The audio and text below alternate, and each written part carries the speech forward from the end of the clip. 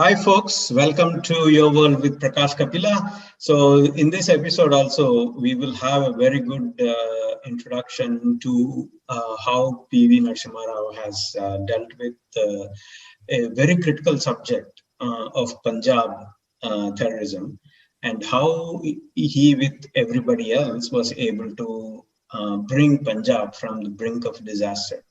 So, to give you a brief to all those people who are not having any knowledge about the Punjab situation around 80s and 70s and 80s, 90s. India would not have been very prosperous if Punjab was not brought back into the mainstream. Punjab is a very important state for India. It is most of the Sikhs are very hardworking, entrepreneurial, and they are forming a lot of. We have even a Sikh regiment in our army, so that is a mark, a benchmark. They are all benchmark in wherever industries they go, transport, army, police. I mean, in every they are there in every place of India, and as well as in the world. Canada is having a lot of Sikhs, and United States is having a lot of Sikhs. So all in all, they're very entrepreneurial and they're very hardworking and very prosperous community. If we take the whole Sikh community as such, it is very embedded into the Indian history, right from Guru Nanak to Guru Gobind Singh Ji. And also Ranjit Singh, as you might know, was the one of the stalwarts of the Sikh kings. So over a period of time, what happened is during Indira Gandhi's period, there was a person by name Longowal, and then the whole thing started when Indira Gandhi wanted to create a separate party that is not that can go against these Akalis and other political parties. She created this person called Longowal, and that person started he started creating politics, and he politicized the situation so much that he created a concept called Khalistan. So having said that, we have with us Navdeep, who has been in the midst of the whole thing, and he can give you more brief about how the situation was, how it went from normal to bad and others. Navdeep, please take over. Hello, everyone. I will give you a little bit of information and the history of a little bit before P.V. Narasimha Rao of how this whole problem in Punjab started. Right after 1980s, somewhere around 1982 was the one when there was a head of the Damdami Taksal, which is a religious body in Punjab, and his name was Sant Jarnail Singh Pindrawale. He was the one who was kind of more involved, where he started and launched the Dharam Yudh Morcha back in 1982, along with by joining the Akali Dal, where they were asking for a separate autonomous state of Punjab. At that point, they were not asking for Khalistan. They were just asking for a separate autonomous status for Punjab. During those period between 1982 to 1984, those 2 years of period, a lot of things happened in Punjab where separatist movements started in that era of those 2 years, where a lot of people started backing him, and he had a lot of following in Punjab, which resulted in him going to the point where they started asking for a separate state for Punjab and a separate country, and they put that name as Khalistan. That was the period where there were a lot of different people, few of Hindus were killed in Punjab, few from the Sikh side were killed in Punjab who were opposing him. And once that whole thing got up to the flashpoint where in June, between June 1st and June 8th of 1984, where Indira Gandhi ordered that all these terrorists, that's what they were called at that time, that they should be flushed out of the Golden Temple, and she ordered the whole Indian army to go ahead and flush them out of the Golden Temple. They took around 7-8 days. They were able to take a lot of all these terrorists out of the Golden Temple. One of the big things that not many people know is that there was an Indian military general whose name was Subheg Singh. Subheg Singh was actually same guy who was responsible for creation of, he was a big help in the responsible of creation of Bangladesh, because he was the one who gave all the guerrilla training to all the Mukti Bahini during the Bangladesh war. And what happened was that in 1977, when Jayaprakash Narayan became popular, and Indira Gandhi called the Indian army to arrest him. So he was handpicked as the guy to go and arrest him, and he refused to do it. So Indira Gandhi became very cross with him, and eventually he was actually fired from the Indian army one day before his retirement, which kind of resulted in him getting very malicious towards her, and he kind of joined Bhindranwale, and he was one of the persons who was responsible of all the fortification within the Golden Temple. And that was the reason they were able to last 7-8 days against the Indian army, because he really fortified the whole place, because he had the knowledge how to do it. And then what's happened was that in October of 1984, that's when Indira Gandhi was assassinated. And then a lot of Sikhs all over the India got killed because of that assassination, which kind of further fueled the youth of Punjab to kind of go counterattack against it. And a lot of them went and joined this Khalistan movement, which kind of resulted up to the point where for the next 10 years, you had this movement continuously going on until P.V.Narasimha came Rao, and then he appointed KPS Gill in February, I believe, of 1991. 92. Sorry, 92, yeah. I think it was in December 1991 he has taken over the second time. Yeah. Yeah, December 1991. Yeah, December 1991. Oh yeah, that happened right after P.V.Narasimha Rao. Yes. And then he held up the elections in February of 1992 in Punjab, where Beant Singh came into power and the Congress came back to power in Punjab. And then between Beant Singh, P.V.Narasimha Rao and KPS Gill, they kind of orchestrated the whole movement from the police side, in which a lot of innocents were killed, a lot of terrorists were killed. And I guess that's a separate subject that we can talk sometime later. But that is the gist of what happened before 1984, then 1984, and then what happened between the next 10 years. So I will send it back to Prakash to continue this discussion. Thank you, Navdeep. Thanks a lot. So from 1982 to 92, around 10 years, Punjab was burning. Literally, I mean, the whole country was pulled into that,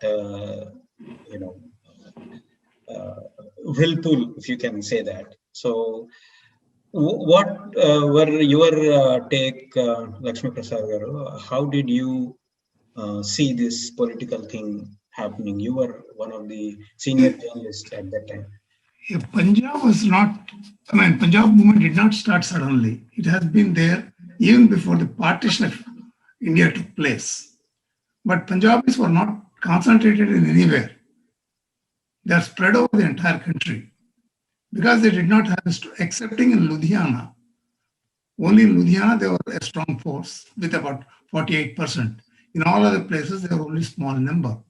Before partition, 17% of Punjabis were, in Pakistan, there was a sizable Punjabi population living there. But after partition, most of them fled Pakistan and came back to India. But the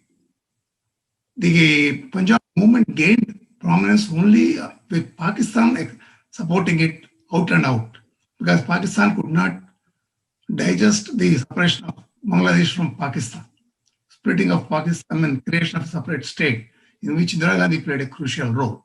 They could not digest that. And again, after Indira Gandhi's assassination, the country became when the central government became very weak. V.P. Singh was not strong. Chandrasekhar was not strong. And there was also, in Punjab itself, several times the state was under the president's rule because of law and order problem, and also political problem was also there. Sometimes Akalis were leading, other times it was Congress.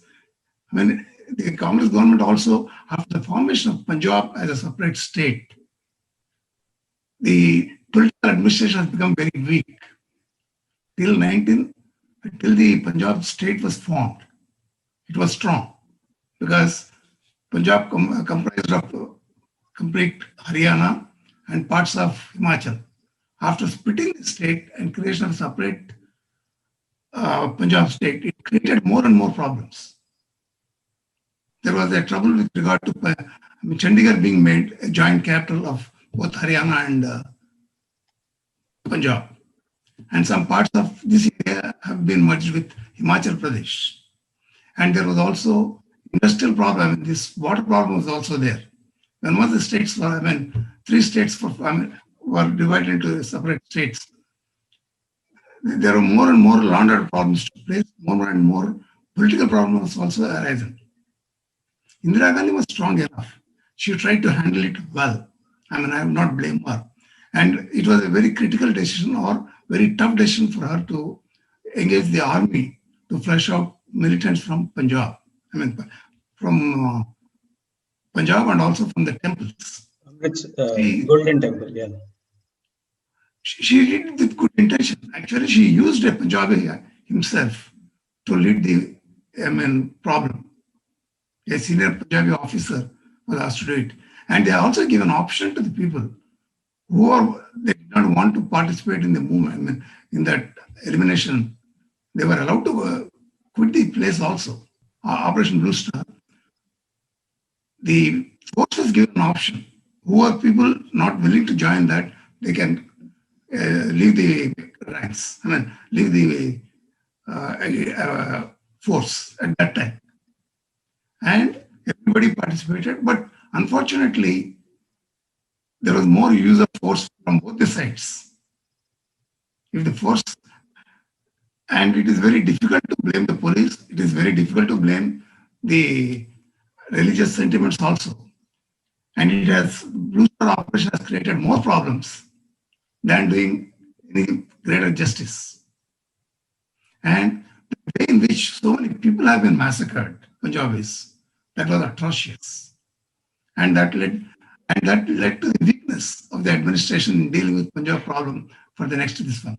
Rajiv Gandhi was inexperienced and he could not handle it properly. I'm sorry to say that. People, not Rajiv Gandhi, then the two successive chief ministers, three CMs, three prime ministers, they were not strong enough to deal with the situation.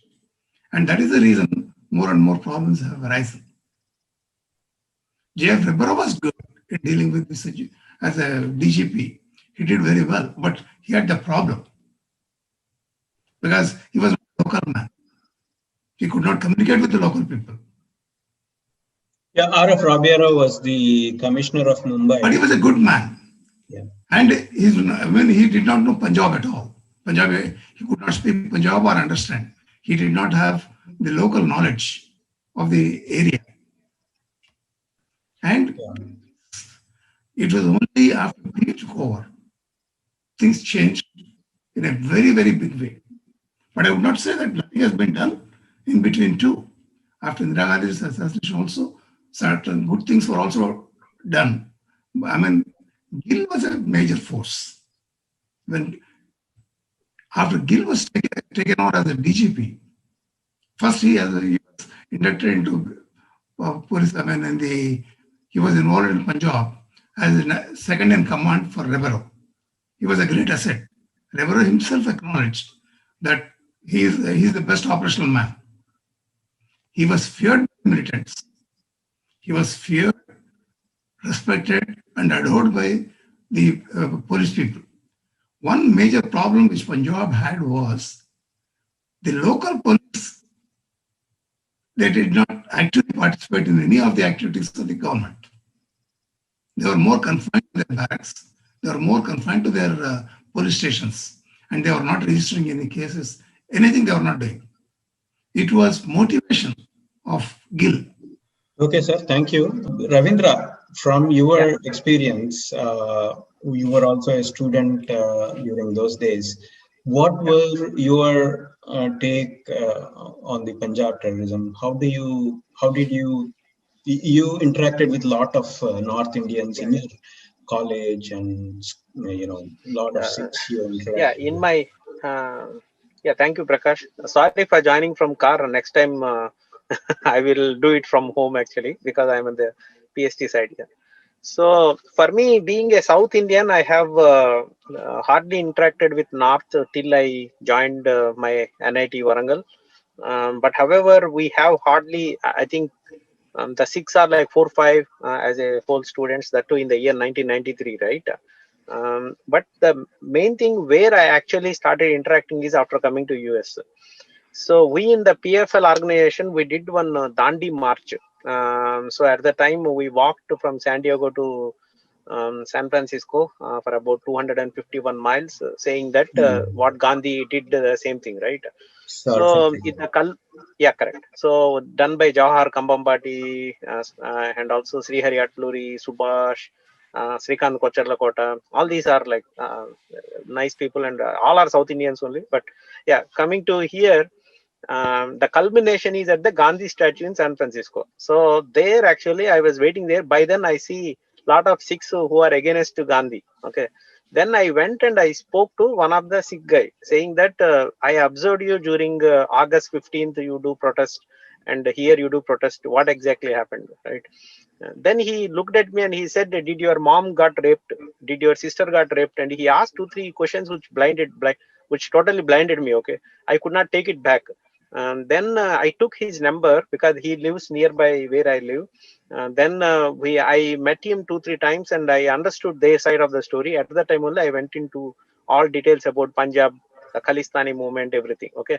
As long as if you are not the person who is suffering, who suffered in this whole thing, right? You don't feel for it actually. Okay.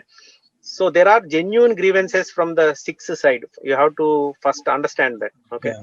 First one is Punjab is actually, even now if you look at it, right, almost Pakistan has got 56% of people who speak Punjabi there. Okay, even though all are Muslims, and they are actually into the armies for centuries, and when India was united, and also even in Pakistan right now, they are like, as soon as in 1947 means just the end of Second World War, right? So majority of the military, everything is part of the Punjabi regiment only. Okay. That is one. And second thing is, once the Muslims wanted their separate homeland, then the Sikhs and the Hindus, they were actually fought together against the Muslims during the partition times. And there are certain promises are being done for the Punjabis, which everything end of the day, we did not fulfill anything. Okay. And then that one, even recognizing Punjabi as a language, right? And Hindi Punjabi fight was also there till 1971. And then Punjabis, they at least Sikhs thought that once Punjab become a smaller state, maybe they can have, I think you can correct me if I am wrong, but this is what my understanding at the time. Okay. So they split the whole state into 3 small parts. As you mentioned already, the Chandigarh as a capital would split between Haryana and Punjab. All these things, right? These are all started in 1971, 1970 onwards, all these fights. 66. Meanwhile, Pakistan's role was because they could not, they want to take revenge on India, right? So after the partition of Pakistan, they invested heavily instead of the mistakes they have done during the Bangladesh creation. They supported it, okay, in the 1980s and all, okay. And second thing, what I observed was Sikhs are actually, because I always find him here, there are a lot of good things as a religion. I am a very agnostic on religions, but I find Sikhism is the only religion which is very close to the human nature actually. Okay, even if you look wherever you go, they are the ones who help, and you don't find any Sikh beggar anywhere. Okay, there are a lot of good things that a particular religion brought in. Okay, these are all I observed after coming to US, not when I was in India. And then this particular movement, right? Indira Gandhi, I consider Indira Gandhi bungled fantastically in underestimating the power of Brindanwale. And finally, means we only hear one side of the story, right? Once only the government is saying the story, right? And also the Sikhs suffered a lot actually from 1975 till up to 1990. And many, almost 99% of them are very innocent in the way they are. But normally we brand people, right? So at the time when Indian government versus Sikhs are going on, and we as a Indian, we always stood towards Indian side. We never understand their side of the story, right? So Sikhs were suffered a lot, and they migrated to Canada, America, UK, and all that. Then followed by what my understanding of where it was fixed. Now we are all talking about this whole thing, right? My guess is again. See, this is, I strongly support to autonomous what is that called, states giving the autonomous thing. Like in America, every state has its own powers, right? Autonomous role, yeah. Because even now also central government holding states by their neck or by their head, right? That is not a good way in any democracy. Okay, so we should give the full powers to the states, then only they can do well. Main popular thing was majority of the Sikhs in Punjab, they were okay with Khalistan or without Khalistan. They are not supporting the whole movement of Khalistan. And normally the extremists, normally they hijack the whole movement everywhere, right? And the silence of the majority will cost the whole thing. So that is what happened in the Sikh side also actually. So finally, as it was running for 1 decade and all, it lost the popular support, because extremists not only killed Nirhankaris and Hindus, they also killed the Sikhs who have a different opinion on them. Okay, so that has brought down the public support from the movement. During that time, PV bought KPS Gill, and as Navdeep ji said, even KVS Gill also, there is too much blood on his hand. Even certain decisions he made during that time, they actually killed a lot of innocent Sikhs as well. But finally, that brought out the peace in the whole Punjab region, and that is what my take, Prakash.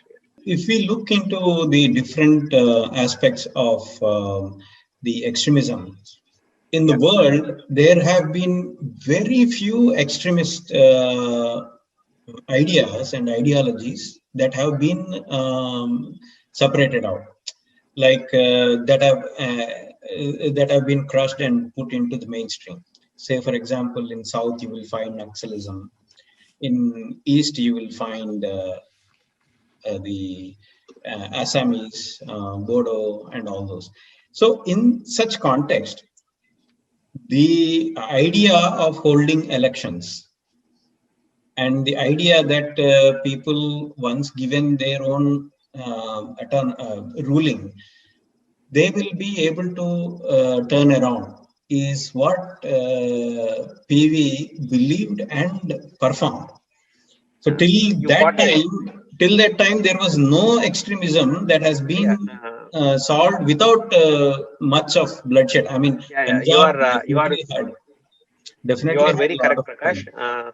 Actually, I am about to say that the way India quelled all the secession movements, right, is to bring the people who have who want to all the leaders who are in that particular one, and then conducting elections, make them CM, chief ministers, and followed next 5 years they will become opposition leaders. But that is the technique they used everywhere, right? So they talk to those who does not want to be part of India. So that is called agreements and all, right? So they will say, okay, we're giving you power. Once they got power, and they are okay, right?